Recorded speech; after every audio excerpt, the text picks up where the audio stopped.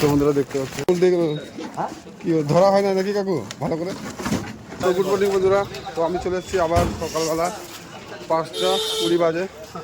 তো আবার মাল নিতে চলে এসেছি। দেখতে পাচ্ছে সকাল সকাল তোমার যে মাছের পেটি রয়েছে ওটি পড়ে গিয়েছে, তো কাজে হয়তো ধরতে মিস্টেক হয়েছে, এই জন্য সকাল সকাল আসে তো সেই মজা লাগছে।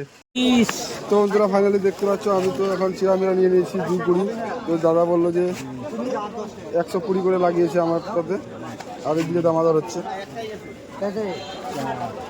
শাকের যে ডিমান্ড রয়েছে প্রচুর ডিমান্ড রয়েছে। তো ফাইনালি বাসছে 6টা, তো আমি নিয়ে নিচ্ছি কচু 5 কিলো 15 টাকা রেটে। অলমোস্ট বাজার কমপ্লিট হয়ে গেছে, এখন যাই বাড়িতে। তো ঘড়িতে বাজে এখন 6:30 নাগাদ। তো আমি চলে এসেছি বাড়ি।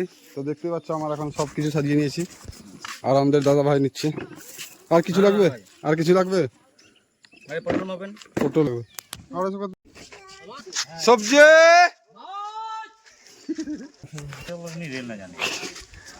তো ফাইনালি চলে এসেছি মোড়ের মাথাতে। তো দেখতে পাচ্ছি এখন লোকজন কম রয়েছে আজকে, মাছের দোকান বসেনি। তো বাপিদার দোকান এখানে বসতো, তো এখানে বসেনি।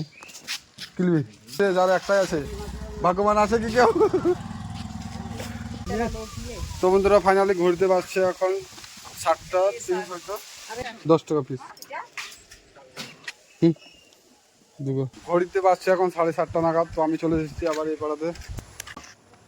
আর তো না হয়ে গেছে, ওই ফটাফট লে আসেন গে, দেরি করে কি নিবা? ভালো কথা কইছ কেন মই বৃষ্টি কুমড়া গাতলা ছানি মত ওইলা তুমি ই খাম একটা কি ওল কত ওল 15 টাকা পোয়া, 10 টাকা। তো 8টা বাজছে এখন ঘড়িতে। তো আমি চলে এসেছি আবার এই পাড়াতে। তো দেখো সবজি আজকে বিক্রি মোটামুটি বেশ ভালো হয়েছে। ঘড়িতে বাজে এখন প্রায় 8:15। তো আমি চলে এসেছি এইদিকে। 10 টাকা পোয়া,